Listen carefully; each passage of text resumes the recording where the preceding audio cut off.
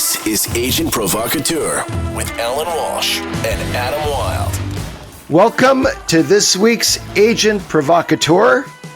Our guest this week is the former captain of the Providence College hockey team, a Harvard Law graduate, a former player agent, the former general manager and or president of the Hartford Whalers, Vancouver Canucks, Anaheim Ducks, where he won his Stanley Cup, the Toronto Maple Leafs, Calgary Flames, and was recently president of the Pittsburgh Penguins, a former top executive and former top lieutenant to Gary Bettman at the NHL, a broadcaster, and author of the fabulous book, Burke's Law, A Life in Hockey, with a collaboration with Stephen Brunt, another brilliant writer. He's currently the executive director of the Professional Women's Hockey League Players Association. He's also one of the original founders with his son Patrick of the You Can Play project, launched with a goal to end homophobia in sports, working to ensure that LGBTQ plus athletes, coaches, and fans around the world are treated with respect by the sports world.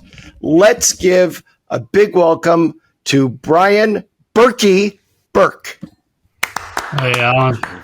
Hey, Adam. Thanks for having me on, guys. And I'm sorry to everyone to have to listen to that long introduction, but I get fired a lot.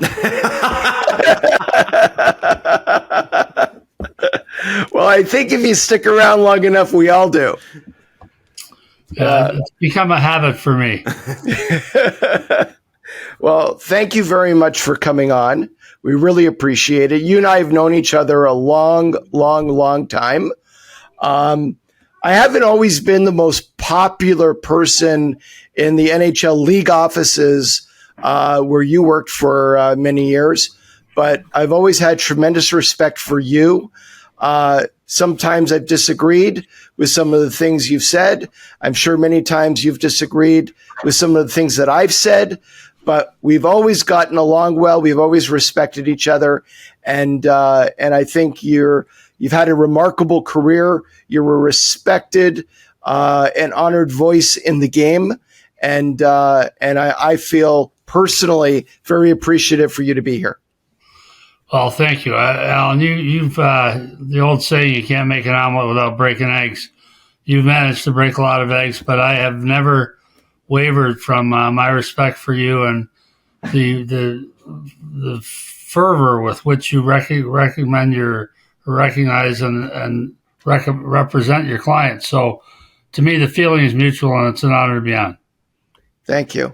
I would love to focus our discussion on the recent developments with the NHL and special initiatives, including nights for military appreciation, Indigenous peoples, people of color, and particularly also Pride nights. Can you tell us a little bit, give people a little history of how the NHL came to embrace these special initiatives meant to make really people feel like hockey is for everyone who might be outside the traditional hockey communities of years gone by, and what happened last year? Okay, so let's a little background first for people who don't know me. I got involved in this because I had a son named Brennan who passed away in a car accident in a blizzard. He was openly gay, had come out less than a year before he was killed. And our family founded the You Can Play project after that to fight homophobia. So that's how I got into this fight in the first place. Special interest nights. The first one I remember, and I should have checked before I went on the air, but the first one I remember is Hockey Fights Cancer. But then Military Appreciation Night, all these different wonderful causes that the league embraced and said, we're going to be leaders in this area. We're going to recognize all of these. The least popular of which in some circles was Pride Nights. And so when the league put in a Pride, and the NHL, by the way, as annoyed as I am at them right now for all that's happened here with Pride, the NHL has been a tremendous leader in this, a tremendous ally in this area. The NHL has been groundbreaking, 100% supportive up until last couple months. So start there. I think the league's embracing the LGBTQ plus community is important. I think it's an important part of the population. It's an important part of our audience, and we want to have everyone feel welcome there. So Pride Nights were a great way to do that. Then, of course, the Pride sweaters and Pride Nights hit a bump in the road because we had players object to wearing the Pride sweaters. And one group based this on fundamental religious principles, and one group said it was because of the presence of Russian players. I actually have a little bit of time for the Russian players. If there's actually a threat, there isn't one that I can see, but if there is a threat and someone says, I'm not putting my family at risk, I have some time for that. The rest of it, I don't. I think that the message for Pride Nights is not, I'm signing up to join the gay community, I'm going to marry a male person. You're not signing on for any ideology at all. You're saying you're welcome here. Everyone is welcome here. That's all Pride is everyone is welcome here. And for religious purposes, to fight that really bothers me. The Russian thing, again, I have some time for. You have to, I think. But, again, I've seen no imminent threat. Anyway, so they decided to get rid of Pride Night sweaters and Pride Nights. I don't like that, but I get the logic to it. Okay, I get the logic to it. The latest step is they banned Pride tape, which to me is really crossing a line. It said this one particular community, these are all the rules for that one community, but this one particular community, LGBTQ plus community, you can't be celebrated by wearing Pride tape. I don't get it. Okay, so what's behind it? Because the ban applies to players using Pride tape in practice, players using Pride tape in pregame warmups, which was very popular across the league. And a client of mine, Jonathan Huberdeau, was the first NHL player to wear Pride tape and use it during an NHL game. And why would the league go to that extent, swing so far after, like you said, being supportive for the last decade? I don't know. I don't understand it, Allan. I think I'm a fairly smart person. I read a lot. I use big words. I think I'm a fairly smart person. I can't understand this. It's a fight that no one wanted and no one needs. I don't get it. It's like picking a fight, like saying, okay, we're going to ban Pride. So let's say no one ever went, here's my view on it. No one ever went to the NHL and said, we got to get rid of these Pride Nights. So let's figure out, or these military appreciation days. We got to get rid of this recognizing soldiers. Let's get rid of Military Appreciation Night. If we do that to make it look good, we got to get rid of all of them. That's not what happened.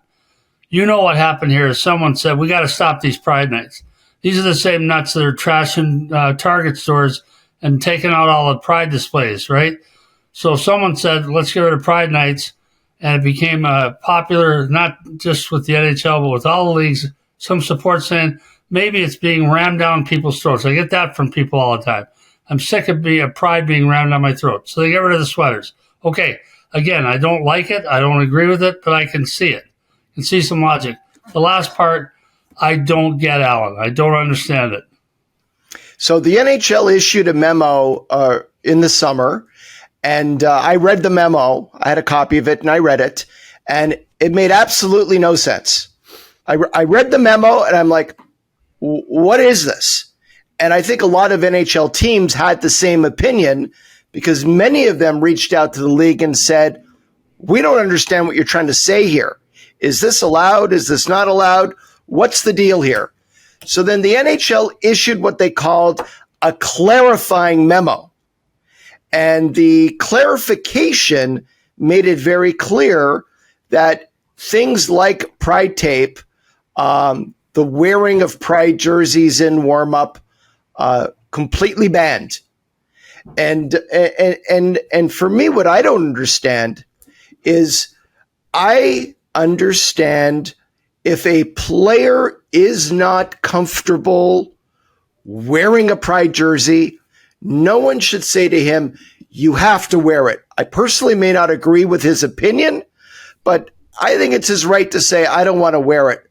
but I think we had a total of 6 players across the entire league who opted out, and 740 players who had no problem and were pleased and happy to support Pride Night. So why should the 4 or 5, why should those players take away something that is meaningful, supportive, raises money, and actually contributes to growing the game? Why should they be allowed to take that away? I agree. I agree with that. And to me, it made no sense. It never will. And to me, like you say, for 5 players to hold this issue hostage for the other 740, and they won. They won the fight. They got people to say, okay, we're not going to wear pride sweaters anymore. And as a consequence of that, we can't have military appreciation night either. And we can't have hockey fights cancer night, which to me is, it's not just the money that we raise on those nights, it's the awareness. And it's saying to the hockey community at large, everyone here is important to us. So to me, we lose all that. But okay, again, at the end of the day, I don't accept it, but if I can live with that, with the sweaters. The last step, I just don't get. I just don't understand it. And like you say, so no one's asking you to wear a pride sweater. No one's asking you to wear pride tape. They're just saying if you want to wear pride tape, you can. They're saying, no, you can't do that. Well, I got news for you. I think that's a problem. Adam? Yeah, Brian, you worked at head office. You know Gary Bettman. You know Bill Daly very, very well. These guys, this is the type of policy change that comes right from the top. And I'm wondering, and I know we keep saying we don't get it, but when we dive into who they are and how they operate as a management group, whether you like them or you don't, I'm trying to figure out what their rationale personally would be here. Is it that they just don't want the bad PR of certain players wearing it and certain players not? What could possibly be the benefit to the NHL for enacting a policy like this? The pride tape specifically. Well, I will tell you this, Adam. I don't suspect any ulterior motive or sinister motive on behalf of Gary Bettman or Bill Daly. This is in response to pressure that they're getting, is my view. Gary can tell you what he thinks. In my view, it's significant pressure on the right. These are people who are posting videos of people using automatic weapons to shoot up cases of Bud Light. I can promise you I'll never drink a beer again in my life except Bud Light. I can't understand that. And they're trashing Target stores. They don't like pride displays in Target stores, so they trash Target stores. That's what we're facing right now. We're facing a downturn to the right on this issue, and it's dangerous, and it's really disturbing to someone like me who had a gay kid. This is really a sinister element here that's taken over this issue, and I think there's significant pressure to not glorify Pride Week, not make it special. And you saw the NFL went along with this, by the way. It's not just the NHL. So you're going to see other pressure on that. We don't want to jam down our throats. I get that all the time from people who send me emails. We don't want the pride issue jammed down their throat. I don't either. But I think we have to celebrate this community. There was just a poll, I think a CNN poll, a reputable poll, restating that the majority of Americans favor protections of LGBTQ plus liberties. That's the majority of Americans. That's not 20%. That's not 25%, a majority. So this is an important group. It's an important part of our demographic. It's an important part of our society.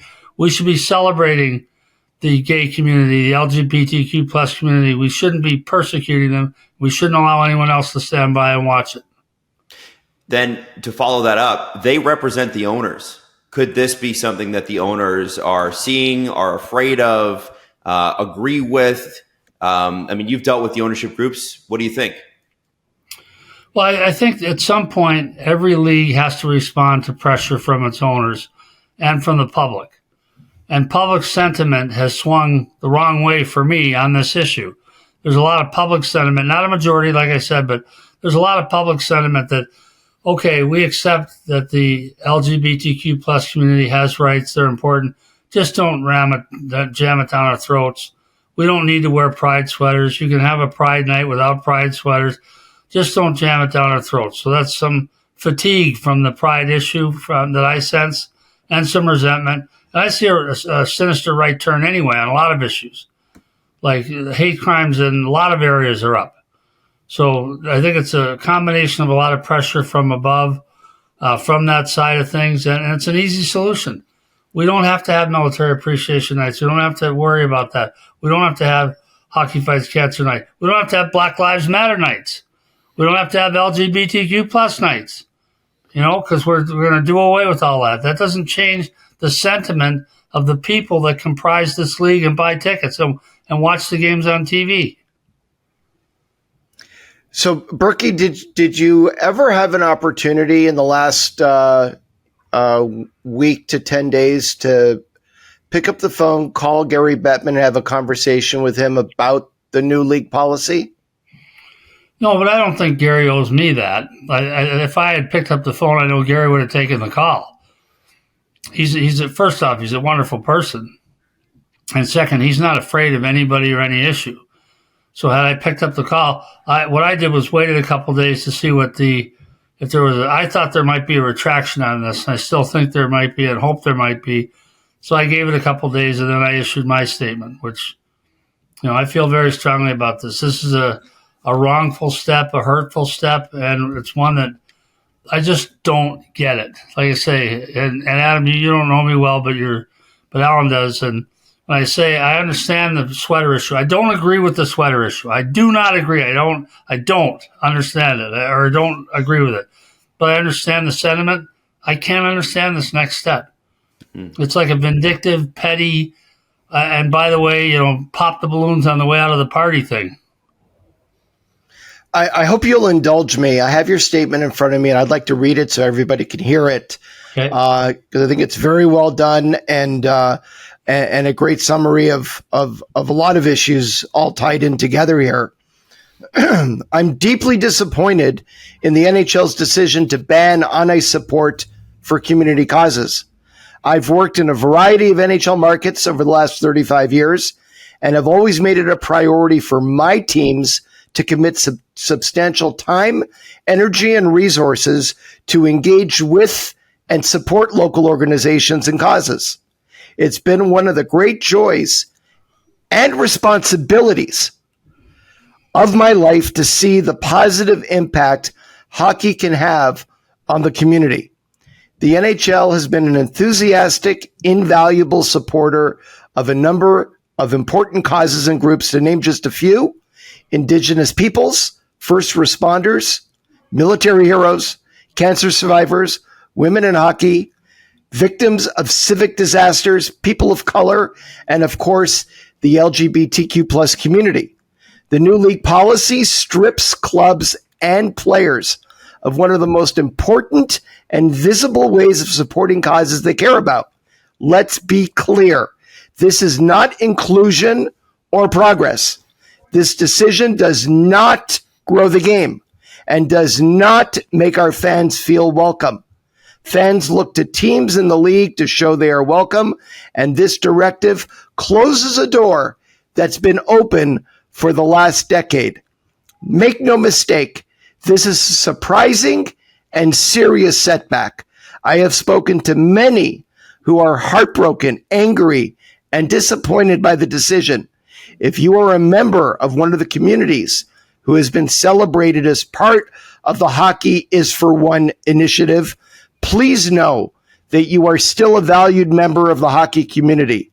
We will not lose the incredible progress we've made in inclusion over the last decade, and we are counting on the league for continued support and leadership in this area.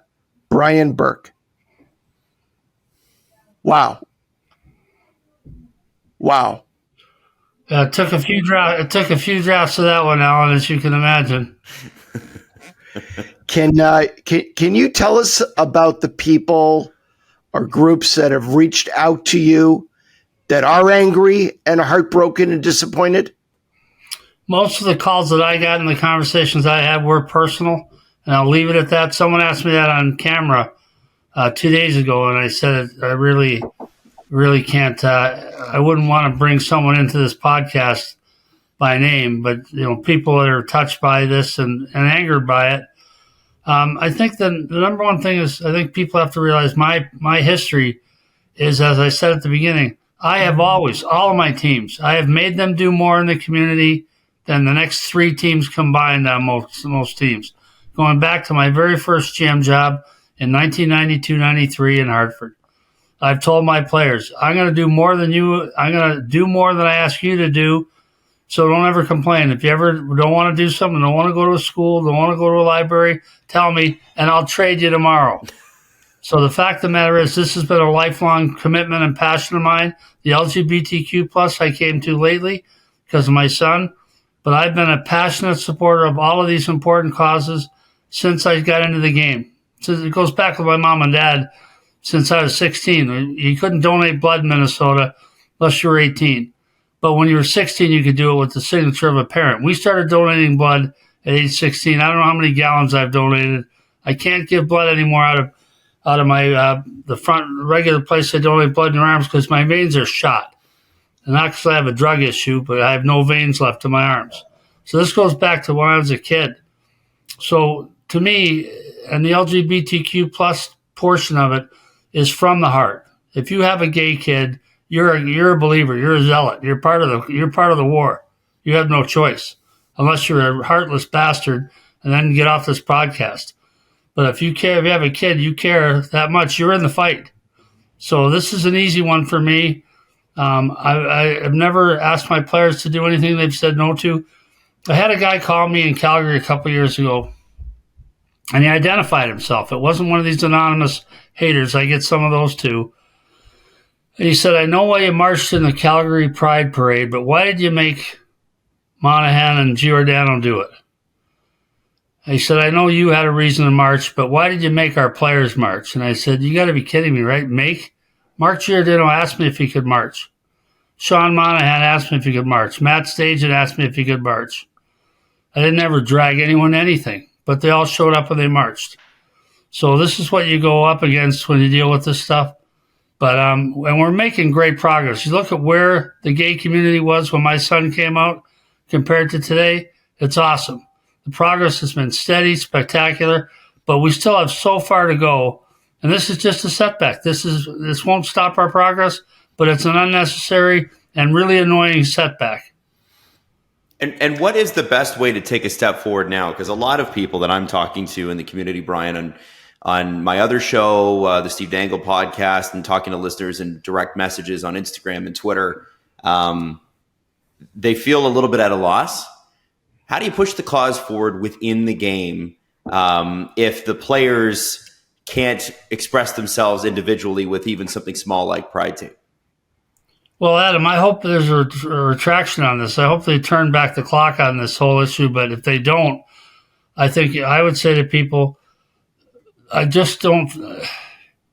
You cannot change the ignorance and the bias that exists against the gay community. You're talking about centuries of bias. We're not going to kick that door in.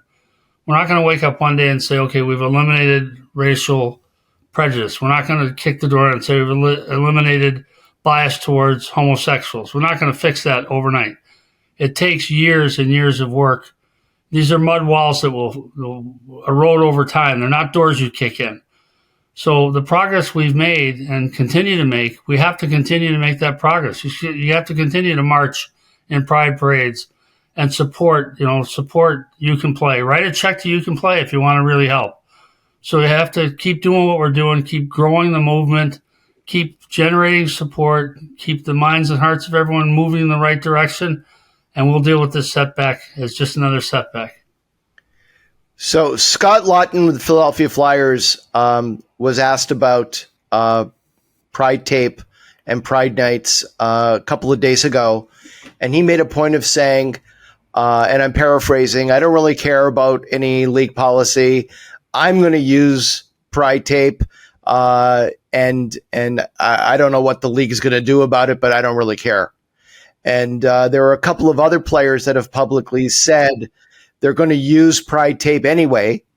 And I even read that an NHL team ordered a case of Pride Tape last week from the company that manufactures the tape. I've talked with several of my clients who say they're going to use it and they don't care about the ban. How do you feel about that? Do you support that? Well, I hope the league retrenches from this. I hope they retract this policy so players can wear pride tape if they want to. As far as me encouraging people to engage in civil disobedience, I'll let people follow their conscience on this. Okay. I have a question for both of you. Do you really think the league is going to fine somebody for breaking that rule? Well, the only issue, the reason I'm not going to say everyone should wear pride tape is I want to see if the league has a more intelligent, more unified response to this. But no, I don't think they're going to. I don't think they have a choice. That being said, players wear a uniform for a reason. Uniform by definition means one form. You wear one thing, everyone wears the same thing. The NFL is uniform, police on the sideline. No one's allowed to vary from the uniform. So I could see if they want to get technical and say, no one has to wear or enact a rule. It has to be black or white tape, although lots of players have used other kinds of tape. I'm hoping the league comes up with a different approach to this in the short term. Allan? Is there anything that you've heard or seen that indicates to you this policy, this ban, might be under reconsideration? No, I just know the league's pretty intelligent, and I think the pushback's pretty strong. I didn't see the same pushback on the pride sweaters. I think people said, again, there's some logic to it. You say, okay, we're going too far, so where does it stop? That's question number one. How many special interest nights are we going to have? Does the SPCA get a night? Does the I'm Irish American. Do the Irish Americans get a night? Does St. Patrick's Day always get a night? And they say at some point we got to say no. And that's already happened. Leagues have asked for sweaters that's been turned down before. So I understand the policy if they say no sweaters. I don't agree with it again, but I understand it. I don't get this one. So we'll see. I'm hoping something will change. I have no reason to believe it will. I have no reason to believe anyone's told me it will. I think you'll see a groundswell that might change it. If the NHL is to step back from a policy like this, often when organizations do this, they don't want to step back just for the fact that they don't want to look bad. The NHL will want to, if they do step back, they'll want to step back in probably in their minds as gracefully as possible. Do you see a way that they can do this and re-ingratiate at least some of the fans that they've offended and who feel pushed away in this? Because even coming back from this, a lot of fans are still going to say, yeah, but you did it in the first place, even if it was wrong, and I'm still not feeling very included here. Yeah, I haven't figured that out yet. I think the best way to do it, I've never been afraid to admit I made a mistake. I've made so many in my life. People say to me, well, you screwed up this trade. I say, yeah, I did. You read my book, and I said this was a mistake. And people ask me all the time, okay, you never won in Toronto. You're right, I didn't win in Toronto. I never got the job done in Toronto. I'll concede that. I'll concede some trades I made were horrible. So to me, the best way to deal with a mistake is admit the mistake and move on. Emo Francis told me that when I was a rookie GM. He said, you're going to make mistakes, just admit them and move on. The worst thing in the world is trying to patch it up or cover for it. So to me, it's just let's deal with this, not worry about how it looks. Let's fix it. Mm-hmm. So I want to go back to the first time we ever met, which I'm pretty sure you don't remember. And I was 18 at the time, and you were a player agent. And I was going to University of Illinois, Chicago, and my best friend, he became like a brother to me, was a gentleman by the name of Ray Stazak. And Ray Stazak, for those of you who don't know, was this kid from Philadelphia, late bloomer, never put a pair of skates on until he was around 12, 13 years old. Was inspired by the Flyers Cup wins, 2 in a row in the mid-'70s, started playing hockey, and he was tough as nails. He was smart. He could score. He was a heart and soul kind of guy. And he ended up getting a scholarship to University of Illinois Chicago, which had a brand new Division I team in the CCHA. And the year we were together was his first year there. He had a great season. And then I left Illinois and transferred to McGill University. And the next year, Ray had a season for the ages. He was runner-up for the Hobie Baker, and he was undrafted, so he was a free agent. And after 2 years of university hockey, Brian Burke became his agent, and Ray Staszak was one of the most sought-after young, unrestricted free agents in NHL history. And little known fact, it only was for about 3 weeks, but Berkey signed Ray Staszak to the richest rookie contract in the history of the NHL at that time. And I think it was eclipsed a couple of weeks later by Adam Oates, but he held that honor for 3 weeks.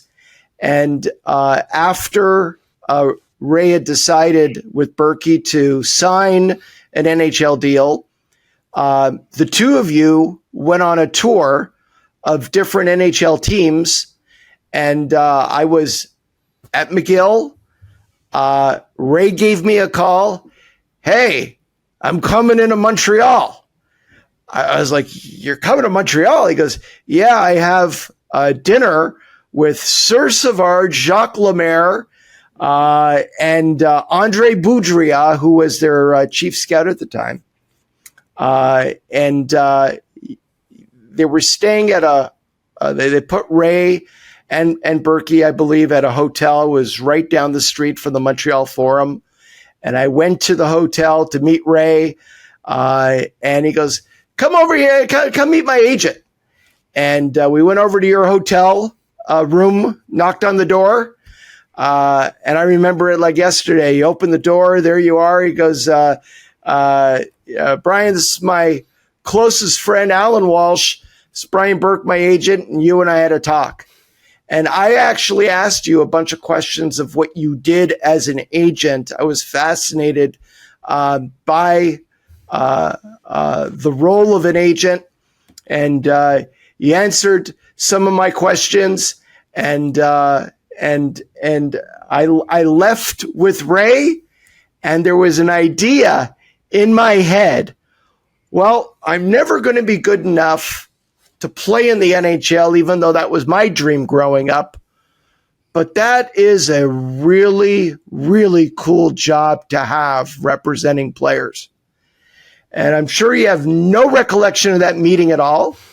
But good or bad, Berkey, you can actually be seen as the person who launched my thinking towards becoming an agent one day. A lot of people in hockey are rolling their eyes right now, saying, "Oh, he's the reason. It's his fault." I do remember the conversation, not the first meeting, but in Montreal. I do remember that, and I do remember. Ray Staszak was my first huge client. I mean, I had a meteoric rise in the agent business, and basically Ray he was such a great kid. And they call it Chicago Circle, I think, even back then, didn't they? Yeah. Or they just changed it. It was they dropped the Circle when we were there. It was UIC, University of Illinois Chicago, but before that it was the coach. Val Belmonte, long history with USA Hockey, and the former assistant coach at Harvard, became the head coach at University of Illinois. And Ray Staszak went to training camp with the Vancouver Red Wings. What's that? Well, you brought him to Vancouver after his stint in Detroit. Yeah, and then that was after, yeah. But after he went to his first training camp, he got sent down, and Billy Dineen was the coach. Billy Dineen was a wonderful human being, and he told me Ray's going to be 20 games. Ray will be in the NHL, and then he blew out his shoulder. Right. And he never played after that. He blew out his shoulder. I brought him to training camp on a tryout in Vancouver 5 years after that, 4 or 5 years after that. And Ray made the team, and our farm team was in Manitoba, I believe. And Ray made the team. We called him in and said, okay, you made the team. You're going to Winnipeg. And he said, no, I just needed to make the team. Now I'm going home. I still keep in touch with Ray. He's running a landscape business and a home restoration business in Florida. He's doing great. Yep. Wow. Yeah. Yeah. I went to Florida, and Ray and I hung out together, and he's like, come on and work with me for the day. And he's got these huge condo developments that he does landscaping for, and manages like all of it. And I spent like 6 hours with Ray. He's in work boots, and we're going from condo development to condo development, and he's telling me all about these bushes and those plants and this special type of grass. And he was passionate about anything that he did. He was incredibly passionate about hockey. And like I said, when you got to know him, everybody around him just loved him. He was one of those guys that I would call a natural born leader. Yeah, his dad died when he was young. He actually took a year off after high school and worked at a steel mill. Right. And worked on his hockey at night. And his nickname was the Man of Steel. Man of Steel. He actually worked at a steel mill and supported his family while his little brother graduated from high school. Then he went back to playing hockey and going to college. Great kid. Yeah. Yeah. So that was the beginning of me actually getting to know you. Couple of years later, I'm in law school, and you were speaking at a sports law conference, and at the time, you had just transitioned, or you were transitioning from the player agent business to becoming general manager of the Hartford Whalers. What made you want to do that? You came into the agent business at a time when there weren't a lot of agents out there, and you had a lot of success. What made you then say, you know what, I'm going to go work for a team? It was real simple. I was at a game in Rochester. I loved the agent business. I enjoyed it. I was good at it. I think it's an important part of the business, an important part of the industry that players have good representation. But I was at a game in Rochester, and Gates Orlando was my client, and Gates was playing in Rochester, Buffalo's farm team, and he'd been sent down, and he was sour. All your players are sour when they're in the minors. They think they got screwed, and Gates, I was sitting waiting for Gates to come out after the game. I looked down the hall. I saw Donnie Meehan there. And Donnie Meehan had only been in the business a few years before I got into the business, but Donnie Meehan had a meteoric rise in the agent business. He was a big star, and he remains a friend of mine to this day. But I remember looking down the hall. He's almost exactly 10 years older than I am.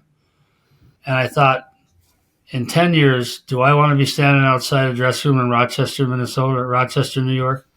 And I just said, no, it's time. So the first guy I talked to was Cliff Fletcher. I asked him, I said, do you think I can make the crossover? He said, well, it'll be tough. But then I approached Pat Quinn and talked to him about it, and he offered me a job. So right before that, Dean Lombardi had left to go to San Jose, Minnesota, and then San Jose right before that. So he was the first guy, I think, to make the jump. But because he was an agent. He was an agent. But a whole bunch of guys have crossed over from the agent side now. Montreal with Ken Hughes. Ken Hughes, who I just saw the other day, and my daughter's a freshman at McGill, so I'll be spending some time in Montreal. You go through the list of general managers in the NHL right now and in the recent past, and there is a direct line between the agent business and going into NHL management these days. But when you did it, as you said, you were probably the most prominent person at the time to do it. I think Dean Lombardi may have had a couple of clients when he went over. People don't remember, but George McPhee was an agent for a while. There were a whole bunch of guys who started off in the agent business and went off to work long careers in NHL management. What did you like about running a team? Well, the problem with being an agent was, again, I really enjoyed it. You're closer to your players than anyone except their wife. You're closer than their mom and dad. You're closer than their brothers. They trust you. You get a trusted relationship with them. Not their first contract, but as you grow with them, you have a relationship in their lives that's unique, and it's really special. And I like that part of it. I enjoyed being in that, like with Ray Stazak. Ray said, "I'm staying in school unless I get $250,000 to sign." I believe he got $700 to sign or $750 to sign.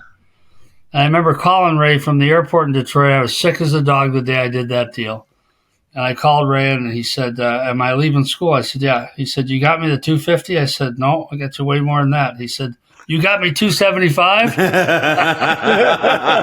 I said, Ray, if you're only going up 25 grand in an increment, we're gonna be here for a while." He goes, You didn't get me 500,000. I said, "Yeah, it's north of there." He said afterwards. He said to me, "What kind of car do you want?" He offered to buy me a car. I said, "That's not how this works, Ray. You're not buying me a car." But you get a great relationship with your clients, a special relationship. It's important. What these guys do is important. And so what I just felt, it was repetitive. I felt I'm going to be doing the same types of deals, and there's no wins or losses in it. There's big wins when you get a big contract. It's a big deal, but you go to the games and you don't care who won or lost. I couldn't stand that. It's the same when I worked at the league. The reason I left the league is I love working for Gary Bettman, but the reason I left the league was I would go to the games and pray that the referees didn't screw up because I was in charge of them. They didn't have to suspend anyone.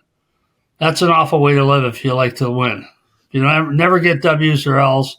It's an awful way to live. So that's what drove me out of it. Not the job. I loved working for Gary. Mm-hmm. Now, you were also very involved on the collective bargaining side with the NHL. And I think you also had some involvement and a lot of input when you were running NHL teams. What are your thoughts about how the NHL has grown the game and what can it do better? Well, in my new role, obviously, I'm the executive director of a union. And people have pointed out the irony of that a number of times to me. Said, "I saw you sitting at that table, sitting on the same side with Bettman and Daly. How do you sleep?" I'm like, I didn't. I think our players would say, I never took a position against the players. I just took a position against the economic side of things, where I thought the union had it wrong. And I think history proved me out that I was right on that. But as far as I remember, I was telling someone the story the other day. Trevor Gillies was a player that played for me. He played for me in Portland. We called him up to Anaheim. He got in a fight. He got a concussion. After the game, he felt fine. He signed his Form 25A. We sent him back down to Portland the next day. Kevin Anine called me 2 days later and said, "Trevor's not right." I said, "What do you mean he's not right?" He said, "He's got symptoms." I said, "What kind of symptoms?" He said, "Concussion symptoms." I said, "Put him on a plane." Now, he had signed his Form 25A. We didn't have to pay him any money. We didn't have to put him back on his one-way, but we did. We flew him to Anaheim. I said, "Trevor, when you feel better, you tell me and we'll put you back down." He was up there, I think, for a month. So we always tried to treat our players the right way. I never had a grievance. I had one grievance in 30 years, one arbitration in 30 years. So I always felt I was on the players' side of things. I think players, if you ask any of my players, they'll tell you I was a players' coach, players' GM.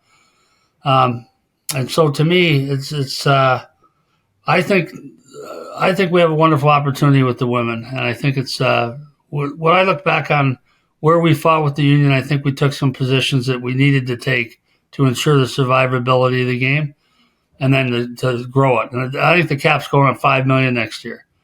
I think the league has done an amazing job in partnership with the players, where it's now possible for the players to make a lot of money compared to the old days and the teams to still survive. I got to ask you about this new league, the PWHL, and your role in it. I mean, obviously, it's something that is eagerly anticipated. I think for a lot of years, Brian, a lot of people said women's hockey can't work, nobody will watch it. Clearly, that's not the case here. But what are you looking forward to this league proving to the world? Well, you know what, Adam? Women have never paid to watch women play sports. They just haven't, because they've never had the opportunity. The WNBA is the only model of any significance. Other than that, it's some college sports, which have been historically poorly attended. They've never said, we're going to show you the best women in the world and we're going to sell tickets to watch them play. They've just started to do that now. The WNBA is on a break-even or profitable basis finally. Women are the bulk of the supporters. The new women's soccer league is drawing extremely well. Expansion team just went for $50 million in the women's soccer league. Their TV rights just went up and just went up a mega amount. So we're getting there. But it's the first time that women have been given the opportunity. Like female hockey players, if you want to see an interesting hockey game, go watch Canada-US. It's sold out, 18,000 people, sell out on the spot. But that's international, and that's not, that's a best-on-best international tournament. To get women to watch a game between the Minnesota, whatever the new team's going to be called, and Montreal on a Tuesday night, we'll see. I think it's going to go well. I'm excited about it. I never thought I'd get a chance to work in women's hockey. And you see, everyone says now, because it's fashionable, everyone says, well, I always liked women's hockey. No, they didn't. Like when I was in Toronto one night, I did a charity dinner. I said to the audience, how many people here support women's hockey? And they all raised their hand. I said, yeah, really? How many people have tickets to the Furies game tomorrow? The Pro League in Toronto. You know how many? 0. There were 86 people at a game one night. 86 that bought tickets. So we've never given women the opportunity. We're going to give them that opportunity. There's only 6 teams, so there's really good players on every team. We got a chance to do this right. It's properly funded and properly staffed. We're going to make this work. I love that. Yep. Couldn't agree more. Although I don't necessarily agree with what you said about the NHL's positions in collective bargaining. I'm sure you're not shocked to hear that. And maybe one day you can come back and we could spend an entire hour dissecting and talking about the NHL and NHLPA's history from the 1992 strike, the 94-95 lockout, all the way to where we are today. And probably people would find that pretty fascinating, but that's a debate for another day. That'd be a good idea, Allan. That'd be fun. Let's do it. All right. Let's do it. All right. Let's set up a part 2 for later on in the year when it fits with your schedule, and we can talk about that. I got a lot of stories that have been shared with me from 92, 94, 95. I'm sure you've got a lot of them. Many people don't know that you were one of the people behind the scenes instrumental in moving Allan Eagleson out of the game. And we'd love to talk about your role in that and what the league was like back then and what the Players Association was like back then. You had a close friendship and association with Bob Goodenow, and somewhere that went off the rails. You were one of the people that recommended and supported Bob for the executive director job. And I'd love to get into that one day. But again, that's a debate and a conversation for another day. I think people would find it fascinating. Burke, you've been incredibly, incredibly generous with your time on a Saturday. And I can't tell you how appreciative I am for you to be here and share your insights and talk to us about the whole special initiatives and the leaks policy and just you speak from the heart, and the issue is something that is not going to go away. It's something we all care about, and I think that your voice is a critical voice that demands to be heard. and people admire and respect your leadership on this, and so do I. So thank you very much. Thank you very much. Thanks, Adam. Thank you, Brian. This has been Agent Provocateur with Allan Walsh and Adam Wylde. Follow Allan Walsh on Twitter @WalshA. Subscribe wherever you get your podcasts by searching Agent Provocateur and hitting the subscribe button. YouTube.com/SDPN.